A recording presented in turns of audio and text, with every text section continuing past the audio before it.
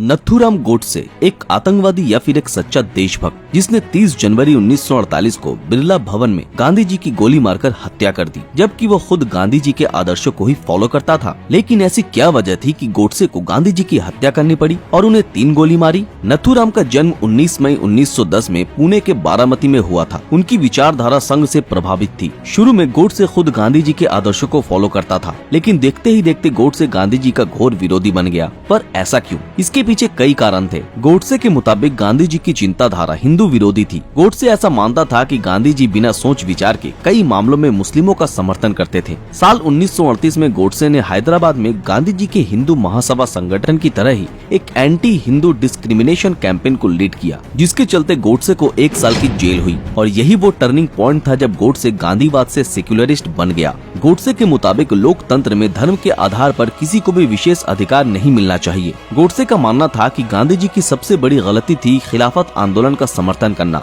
इसके अलावा जिन्ना और अली ब्रदर्स को भी गांधी जी ने काफी छूट दे रखी थी, जिसका फायदा कुछ मुस्लिम नेताओं ने खूब उठाया। इस खिलाफत आंदोलन के कारण पूरे देश में कत्लेआम हुए, हिंदू महिलाओं का बलात्कार किया गया, जबरन धर्म परिवर्तन कराए गए। गांधी जी के प्रति गोडसे का आक्रोश भारत पाकिस्तान बंटवारे को लेकर भी था। साल 1928 में जिन्ना ने भारत और पाकिस्तान बंटवारे का प्रस्ताव रखा, जिसपे गांधी जी ने बॉम्बे प्रेसिडेंसी की मीटिंग में बिना किसी से मशवरा किए जिन्ना की बातों पर हामी भर दी, जिसके चलते देश भर में धार्मिक दंगे हुए। गोडसे का सोचना था कि गांधी जी ने केवल देश का ही बंटवारा नहीं कराया, बल्कि उन्होंने रिजर्व बैंक ऑफ इंडिया का भी बंटवारा कर दिया था। पार्टीशन के पहले आरबीआई के कोषागार में 375 करोड़ रुपए थे। इसमें से 75 करोड़ पाकिस्तान को दिए जाने की बात कही गई। पाकिस्तान को 20 करोड़ रुपए पार्टीशन के पहले ही दिए जा चुके थे। बाकी के रकम न मिलने पर पाकिस्तान ने जम्मू कश्मीर और बल्तिस्तान में भारी कत्लेआम मचाया, जिसके विरोध में नेहरू जी और कई बड़े नेताओं ने पाकिस्तान को बचे हुए 55 करोड़ रुपए देने का विरोध किया। लेकिन गांधी जी ही थे जो पाकिस्तान को 55 करोड़ रुपए देने की जिद पर डटे रहे। यहाँ तक कि अपनी बात मनवाने के लिए उन्होंने भूख हड़ताल तक की और आखिरकार 55 करोड़ पाकिस्तान को देने पड़े। इसके अलावा गोडसे ने 1930 में हुए गोल टेबल बैठक के लिए भी गांधी जी को ही दोषी ठहराया,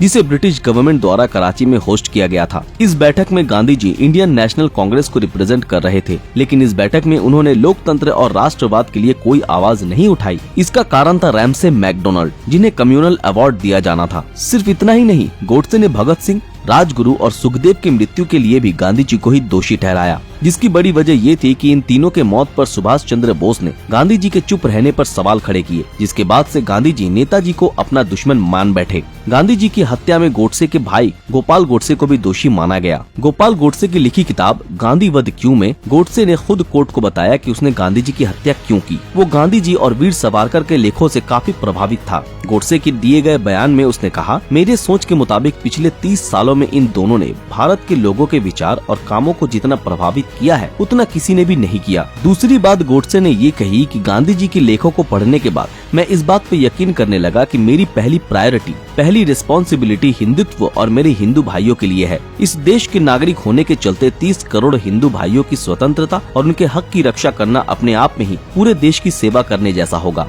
मेरे हिसाब से यही विचार भारत को पूर्ण रूप से आजाद कर सकती हैं। गोडसे ने कोर्ट को आगे बताया कि पिछले 32 सालों से मेरे रगों में राष्ट्र हित के लिए मर मिटने की प्रेरणा जगाने वाले गांधी जी ने जब मुस्लिमों के हक के लिए भूख हड़ताल की, तभी मैंने ये सोच लिया कि अब समय आ चुका है कि गांधी जी के अस्तित्व को मिटा देना चाहिए। वैसे तो गांधी जी ने साउथ अफ्रीका में भारतीयों के हक के लिए बहुत मेहनत की थी, पर भारत आते ही उनकी सोच ऐसी बदली कि क्या गलत है और क्या सही, इसका फैसला करने के लिए वो खुद को ही जज मानने लगे। उनका मानना था कि अगर देश को उनका नेतृत्व चाहिए तो सभी को उनकी बातें माननी होगी, वरना वो कांग्रेस के खिलाफ खड़े हो जाएंगे। गोडसे ने गांधी जी पर सबसे बड़ा आरोप ये लगाया कि गांधी जी ने पाकिस्तान के निर्माण में अहम रोल निभाया था। गोडसे ने बताया कि मेरा गुस्सा किसी एक व्यक्ति के प्रति नहीं था, बल्कि मौजूदा सरकार के खिलाफ था, क्योंकि सरकार की नीतियां सिर्फ और सिर्फ मुस्लिमों के पक्ष में ही थी और मुझे ये साफ दिख रहा था कि ये नीति गांधी जी की मौजूदगी की वजह से ही है, इसलिए मैंने ये कदम उठाया। गाइस, गोडसे ने गांधी जी की हत्या क्यों की ये तो हमने जान लिया, मगर उसने गांधी जी को 3 गोली ही क्यों मारी,